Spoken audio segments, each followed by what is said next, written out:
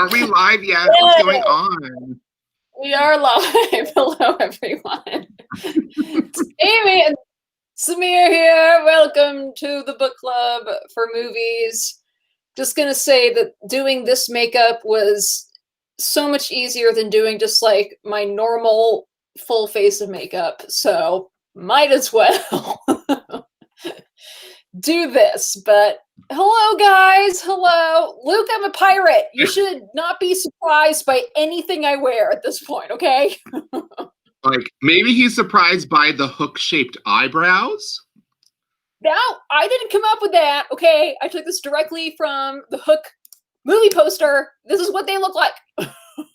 I know. I get it. But, you know, it'll come through a little bit later when we get to that film. Yeah, Luke, you should not be surprised. I mean, you've been watching this for so long. It's just not. Yeah. No, I wasn't going to do Julia Roberts. No. Silly. No, I had the stuff to do this, but not to be Tinkerbell. Tinkerbell is a much tougher costume. You got to come up with wings. You know. It's a thing. I mean, I have the long dark hair, although his hair is like gloriously curly, but that was a wig, and I just had to go with this. But yeah, I'm already saying I've had a lot of comments that this movie we're going to be talking about today, after we talk about our other movie, is a lot of people's all-time favorite film. And this was here's another one. This movie was picked by Crystal, who hopefully you guys are so cute. Thank you. Yeah, Crystal picked this as one of our Patreons. This was her first pick after becoming joining the screenwriter tier, which makes you eligible to pick a film. And she picked this. It's perfect. We're putting it for a Cult Classic Friday. People clearly love this movie, and we'll have a lot of fun talking about it. But before we go into that, we always talk about the previous film. Yesterday was part 3 of 4 of talking about true crime documentaries, and yesterday's film was the Werner Herzog Into the Abyss, a fun film about death row. Fun, yeah. This movie was so depressing and despairing.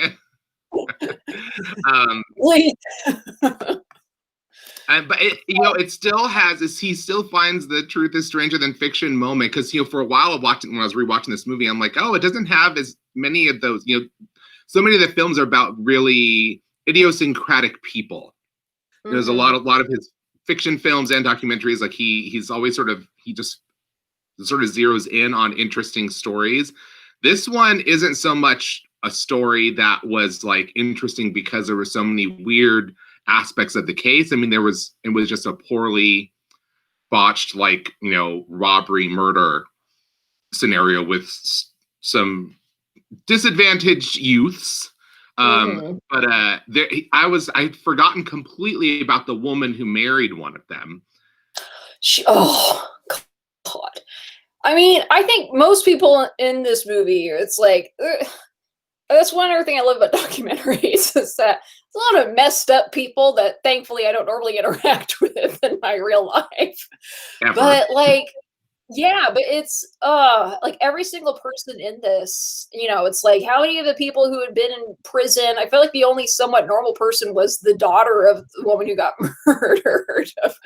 Right. And it shows like this cycle of being in prison, and then now my son's in prison. Oh, my other son's in prison too. When even one of the kids who got murdered, his brother had been in prison, and I think his dad had been in prison too. It's just, I mean, this so many people's lives who had already been affected. One of the really sort of chilling things was the end when the wife of one of the guys, the one who got life in prison instead of the death penalty.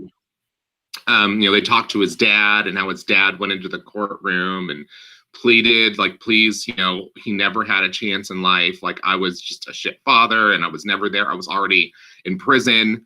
I was never there for them. and just please don't kill him. It's not, like, I'm not saying that he should be excused for his crimes, but he never really had a chance to have a better life, and so they ended up not giving him the death penalty. Like, 2 women voted against the death penalty, so he got life in prison. And then at the end of the movie, there's like the picture of like the sonogram of another little baby being born. Like, this son is continuing the cycle. Mhm. He's doing exactly what his dad said he wished he had never, which he could change. Although Werner Herzog does catch him, he was like, he doesn't let him get away with not answering the questions. Like, if you could go back and change something for your son. And the guy kind of goes back, and he goes back further to like something he should have changed in his life. And he's like, but the question about your kid, going to get back to that because I've asked about him and not you. But at the same time, when he tells that tidbit, you're like, you had a scholarship to college on football and you dropped out of high school. But then he never tells us why he dropped out of high school and just gave up that whole future. I assume there's something more to that story that wasn't included. But I liked that he included that interview with the daughter who lost like her entire family. When she goes through the list of like all the losses she's had in the last 6 years, it's just like unfathomable to be a human being dealing with that. Mhm. And then she's like, I don't want to sound evil, but I felt a great relief when when Michael Perry was executed. Like, he isn't like, you kind of go, you're like, oh, well, I don't necessarily want to support that thought, but you also cannot possibly imagine what you would really think unless you were that person. And so I like that Werner Herzog still did the what's the word? He dedicated the film to the surviving family members of this crime.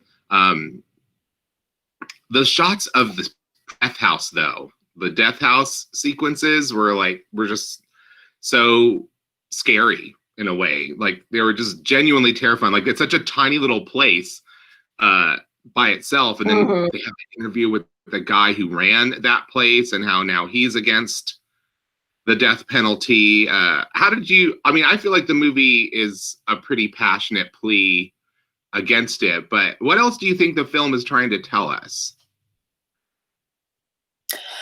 Yeah, no, I definitely agree, but I just think again, it just raises so many questions about just like these impoverished communities. I mean, this is like some little rural town in Texas, and like one of these kids had been living in like the trunk of a car and then got kicked out of that. And but I don't know. It's the thing that this isn't really answering your question. It's okay. Go on. Yeah, the thing that I like about this film so much, as far as this being a Werner Herzog film, is the way. I mean, in some terms, it's a very simple film about the way it's shot. Yeah. This isn't some like crazy documentary where I mean, there's a whole spectrum of documentaries as far as how one can be made as a film. And like, some have these like crime recreations, and some have, they make them exciting, or they put music, and this was just very simple. A lot of just like very like stagnant shots. And it was just like him just talking to these people, and he would just let them go for minutes at a time, like, and just like let them say what they wanted to say. And as we were talking about yesterday, he felt like his job was really just like guiding the conversation and not really interviewing them. And some of the things that I just feel like he could read people so well, and the things he was able to get out of these people. I mean, right from the very beginning, and this is something that he had talked about in that clip that you had sent me, the very first person that's interviewed in this film is this chaplain that works at the death house. And he's kind of going through like almost clinically of like, well, this is what I do, and then I do this. And he's talking about, very troublesome things of like, I always want to make sure that, I ask the inmate if I could, just like hold their knee, or, something like while they're hold on to their ankle while the injection is going into them. And just saying it like not really like without feeling. But it wasn't until Werner Herzog got him to talk about a squirrel it's like he's like, oh, I go on these walks, I go golfing, I see these squirrels, and then he got excited and like just showed like happy emotions talking about these squirrels, and all of a sudden that just changed to like he like breaks down and he's just talks about like it's actually like really clearly affects him being around so much death, and that's how it starts the movie. And somehow Werner Herzog, I feel like just him being like, I have to get him to show some emotion, whether it's good or bad, and that's how he got it. And so I just think he's really, I mean, it's such a simple documentary too, even from like the titles, like the text that they show in there is part of this, like, seems so cheesy in a way, like just as far as the production quality goes, but that's not what it's about. It really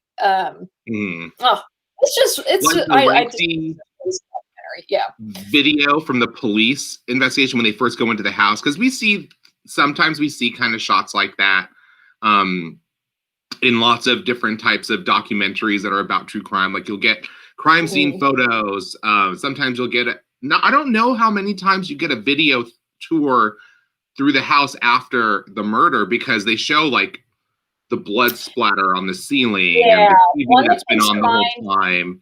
And the documentary series, there's The Staircase on Netflix, that documentary series. I remember, I think they had a pretty thorough like video tour going through the house. It's not in a lot of these movies. Usually at crime scene photos, but you don't get a lengthy a lengthy clip from that video, so you get to see like this life in motion that was cut short, all the little, but like usually you get like a few seconds to give you the idea in most of these kinds of things, but like this goes on for a while. Like he really wants you to drink in all of these details of that moment from the evidence after the fact. But back to that point about the squirrel, I remember him saying like, he had to do something to sort of break him out of that cycle because a lot of these people come in with a prepared performative personality. When you're coming in, you're being interviewed, you kind of prep yourself and you try to put on this persona that, you are imagining how it will appear on the other end of the camera to an audience. So you're trying to play to this imaginary idea of an audience that's receiving your interview.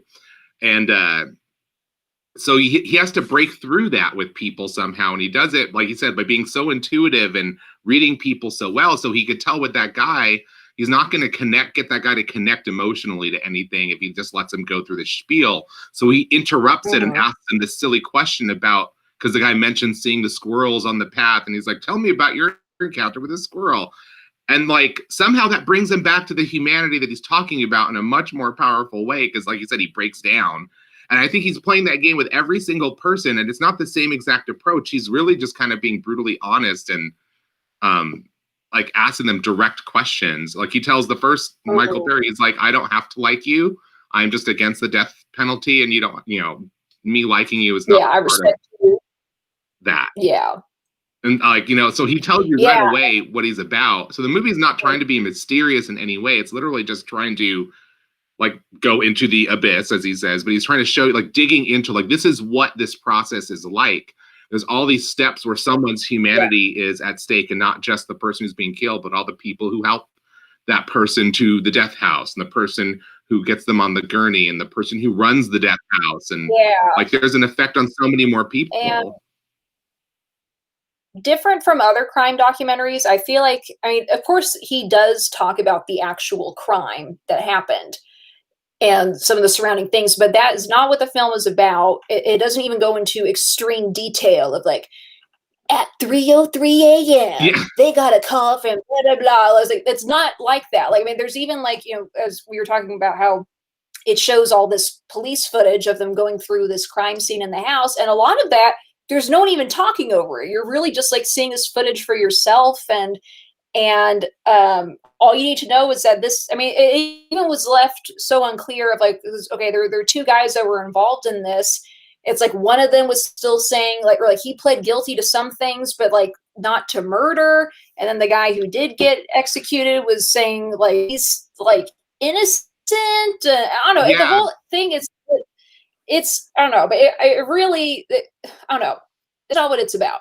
And if anyone is on the fence about the death penalty, this really is one to watch because it raises a lot of questions of seeing how these crimes affect everyone, and like especially if it was something where there were there's more than one perpetrator. Like with this is like, why is it that one man was allowed to live and the other one isn't? And especially in this case, it was like, did it really just come down to someone was there to show affection towards one of them, and then the other guy didn't have that, and that was the only thing that saved his life? And I don't know, it's just, it really is a thought-provoking film. And this was one, when we knew we were going to do true crime, I think this is one of the first ones that we both agreed on, said we have to do Into the Abyss. So if you haven't seen it, please check it out. Again, it's certainly a very bleak film, but very thought-provoking and haunting, and it's great. And if you enjoyed this, please watch other Werner Herzog documentaries and his feature films. They're just great, his narrative films. Yeah, but please check it out. This is available to rent, and I think this was on AMC Plus, and which I actually realized I was still paying for. I thought I canceled it, but it was still there, so I could still watch this just fine. Well, perfect. But we're gonna take another swing around the bend on this roller coaster this week to something completely on the opposite end of the spectrum. I love the slow reveal of the do. Trying to look like him.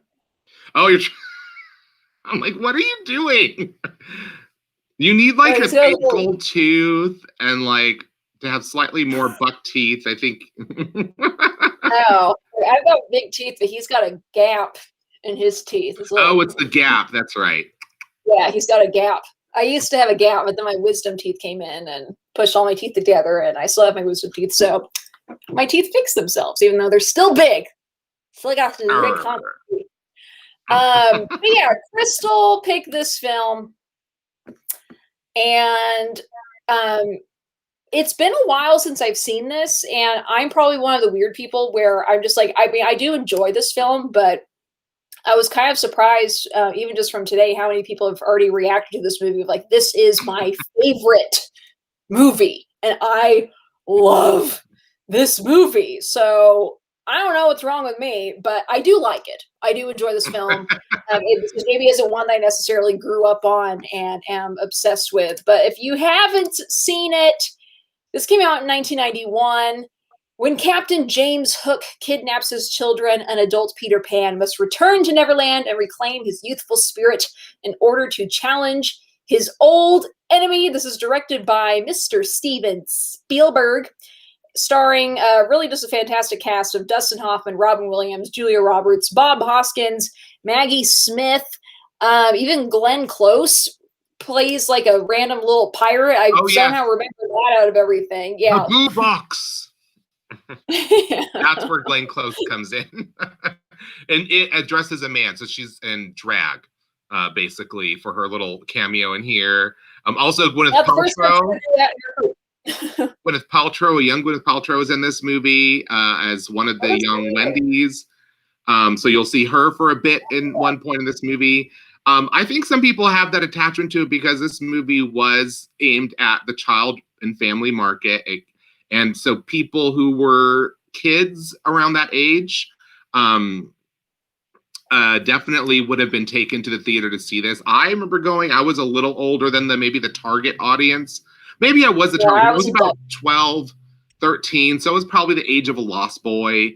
But I remember also, because I was already film obsessed at that time, that I was following all the trade magazines and about the production of this movie, and this movie going wildly over budget and I can't remember if it was over schedule on filming too, but it was kind of like everything about it was kind of bloated. And so it didn't get great reviews. It made good money because I remember theaters were always full. Theaters were sold out for it, but I don't know if it made as much of a profit as the studio was hoping. So it didn't become like a super smash hit at the time.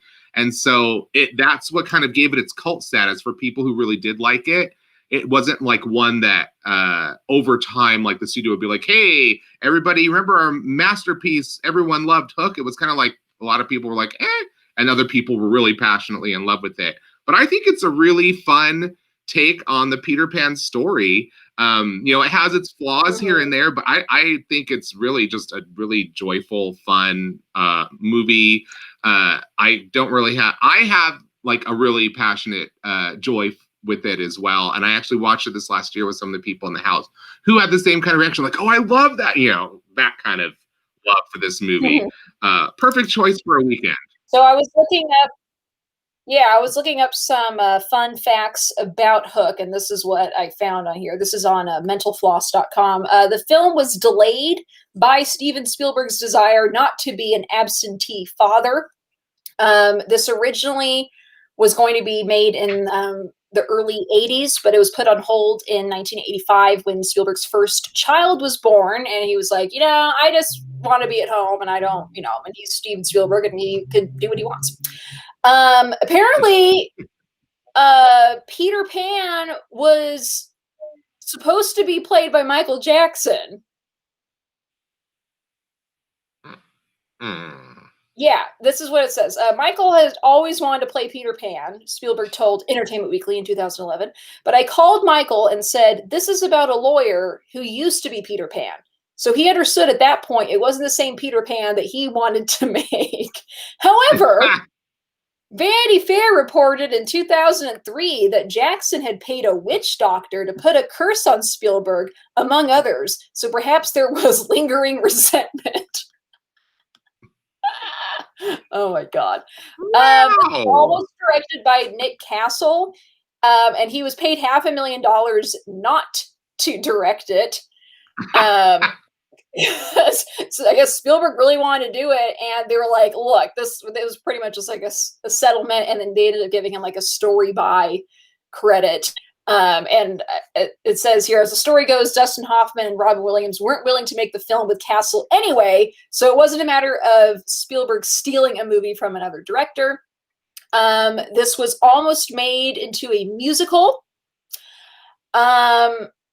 I guess some of Tinkerbell's lines were written by Carrie Fisher, although she is uncredited.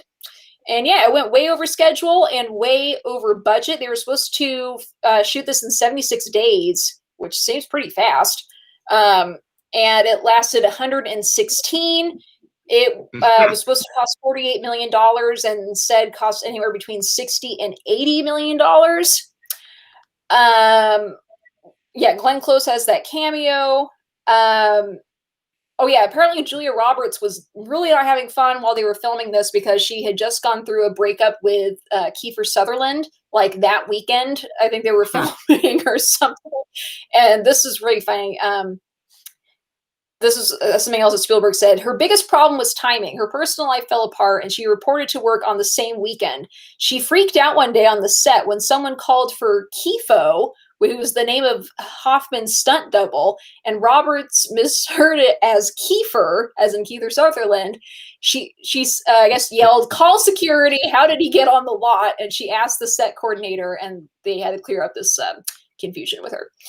And another just fun fact is that a lot of celebrities just liked hanging out on this set because they're like, this is an awesome Steven Spielberg movie, and it already has these amazing stars attached. With some celebrities who were cited on set included Tom Cruise, Demi Moore, Whoopi Goldberg, Michelle Pfeiffer, Warren Beatty, Annette Bening, Mel Gibson, Prince, and Queen Noor of Jordan. Queen Noor, you can never get rid of Queen Noor. She'll show up anywhere for some publicity. But I love Andres' comment down here. She broke up with the Lost Boy before making a movie about the Lost Boys. I feel like she is the one weak link in this movie because, like, in the original Peter Pan movie, Tinkerbell doesn't actually have any lines. She just kind of is not audibly sassy.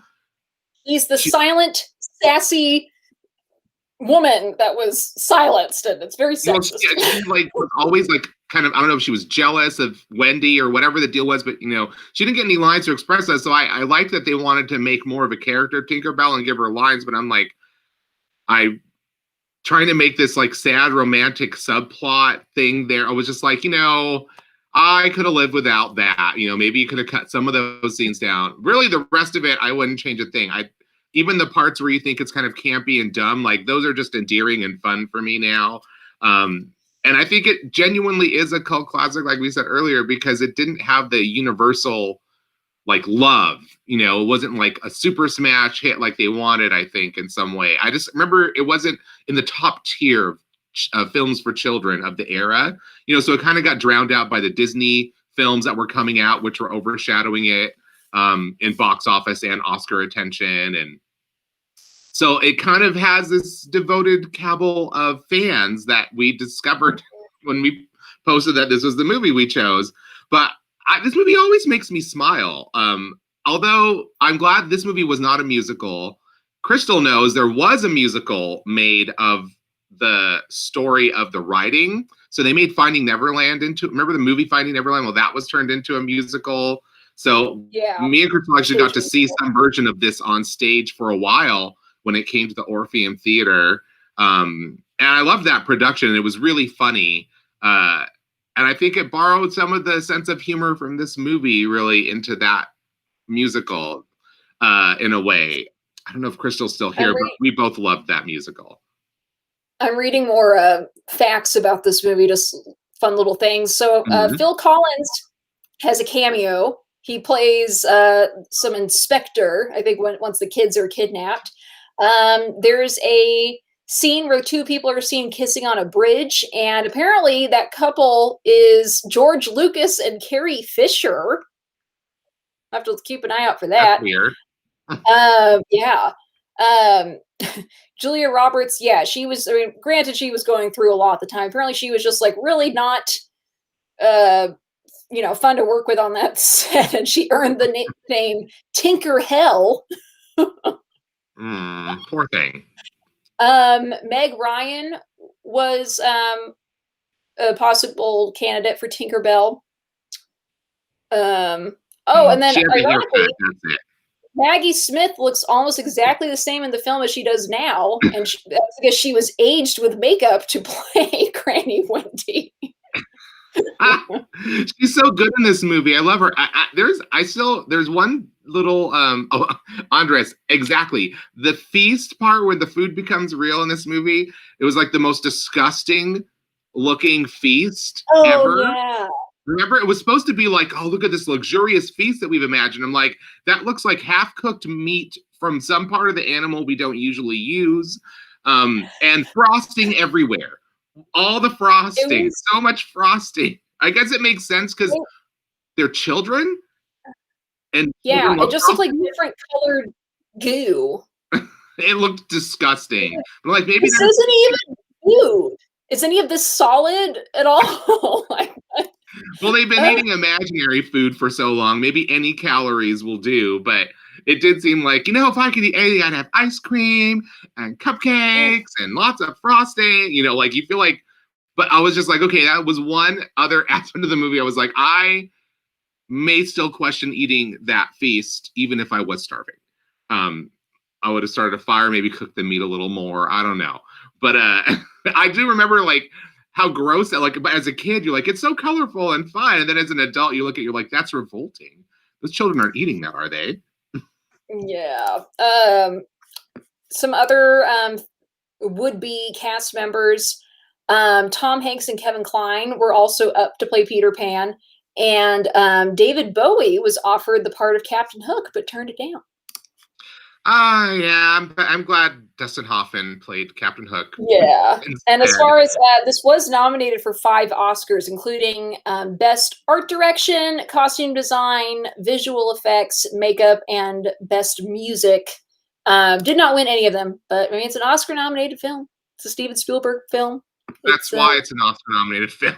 Because if anybody else had directed, I think it would have probably gotten maybe the art direction. It's in his contract. His films have to be nominated. But I do remember also the song that the little girl sings in this movie was like, oh, it always makes everyone, it's like a moment where like everybody who's hearing it stops and starts to tear up. I love the little girl. The little boy, I always found a tiny bit annoying, but you always feel for them because Robin Williams really plays a good inconsiderate, mean dad at the beginning of this story. So there are moments where you're just like kind of shocked by how he's treating the kids. And so like I think that he was actually directed for the most part really well in this movie, because you get a real sense of the change in the arc in his character. And you actually feel elation when things work out. You know, I was like, okay, good job. I like that. I also loved all the little places that they fit hooks into the movie. Like even the little latch on the window is like a little hook and stuff. I'm like, oh, I want things like that for my house. You know, maybe it also informed my design aesthetic of like hobohemian elegance. I don't know. Maybe there's something still there that relates back to this movie for me. But I'm excited to watch this again. I'm like, it's gonna be so fun.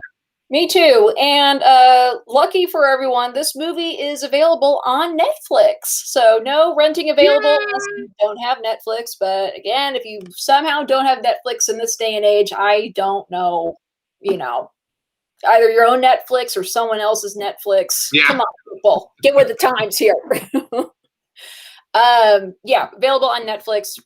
So please watch it this weekend and join us on Monday to discuss it. It's Friday, which is our Patreon Appreciation Day, and we do have a new person to add to the list here, and that is Mr. Andres Gallego, who is now a production assistant. He joined, I guess it was sometime last week he did that. Andres, if you're watching us, last week, he joined us on Tuesday for you are going to have to get your hipster cable in order, sir, and get somebody's Netflix password. Come on, Vladimir. Get Netflix. Yeah, but we really appreciate our Patreons. My Aunt Julia Lajoie, Crystal Mayer, who is responsible for picking Hook today, Nicole Flax Tatluck, Andres Gallego, and Mr. Walter Murray, who I think I mentioned before. He actually had Venmo'd me $20, which is the screenwriter amount. So he actually has a movie that he has already selected for next month. So if you're interested in shaping our calendar, then please join us on Patreon. You have to do the screenwriter tier or higher. If you just want to support us, the day player and production assistant are only $2 and $5 a month. You can cancel at any time, but it all adds up, and we really appreciate it. We don't get paid to do this. Yeah, so we I don't know. We just love you guys. We're gonna be here for a few more months yet, I'm sure. So you know, we would love to have a couple more people suggesting movies, because it's been really fun to go through the suggestions we've gotten. Everybody who is on the screenwriter tier, Aunt Julia and Crystal, both had lists of really great choices when they emailed us, and so it was really fun to pick from amongst those. So I would love to see what kind of movies some other people would like to talk about. Yeah, and if you want to get a movie in for February, I would sign up like before Monday, because our calendar as is almost full, and we still have a few slots left. But you got to get it in. You got to get it in, even if you just want to, okay, I'll do a movie for February, but then I want to go back down to being a production assistant. You can do that too. You could change the amount at any time. I put the link in the comments, but we really, really appreciate it. So that was our Patreon appreciation segments that we do on Friday. Yeah. On Monday, we are entering the last week of January. This month is just flying by. And I'm really excited about, because I don't know what it's like in other people's parts of the country or the world, wherever you're joining us from. But here in San Diego, it is going to be a stormy day. It's like 80% chance of rain and thunderstorms and lightning. And that will be just perfect for Monday's topic. And Monday is Mr. Vincent Price and the Theater of Blood. But we've got a really fun week planned. Vincent Price on Monday. We're talking about Terry Gilliam on Tuesday with Brazil. We're doing The Rose Tattoo on Wednesday with another, that's an Oscar-winning performance. Our final crime doc is Abducted in Plain Sight, which, again, you do not want to miss that film. That's another Netflix thing. So come on, Vladimir, get with it. Yeah. And our final Cult Classic Friday for January will be Tank Girl. So ending on a really, really fun note. Another kind of little bit of a whiplash. I don't know. I guess from... Not as drastic as this week and last week. Yeah. Actually, the first 4 films I'd say are going to be interesting, but Tank Girl's really fun. So we'll end the month on a really fun note. But you do not want to miss Vincent Price. Mr. Vincent Price. But once again, check out Hook this weekend, available on Netflix. I'm looking at you, Vladimir. And join us on Monday when we talk about Hook, and then move on to Mr. Vincent Price and the Theater of Blood. Hope you all have a wonderful weekend.